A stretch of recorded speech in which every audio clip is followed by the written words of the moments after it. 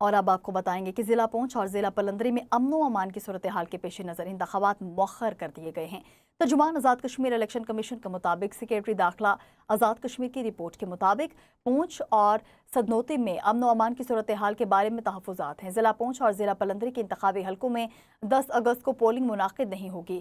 ضلع باغ کے 3 انتخابی حلقوں اور ضلع حویلی کے 1 حلقے میں حسب سابق پولنگ 10 اگست کو ہوگی۔ مزید جانیں گے اپنے نمائندہ ارسلان لون سے۔ ارسلان لون، مزید کیا تفصیلات ہیں آپ کے پاس؟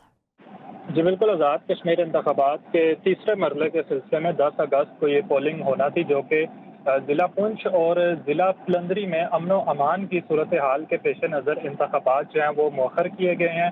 اس کے ساتھ ساتھ سیکرٹری داخلہ حکومت آزاد کشمیر کی رپورٹ کے مطابق پونچھ اور سدنوتی میں امن و امان کی صورتحال کے بارے میں شدید تحفظات کا اظہار کیا گیا ہے۔ ضلع پونچھ اور ضلع پلندری کے انتخابی حلقوں میں اب 10 اگست کو پولنگ منعقد نہیں کی جائے گی۔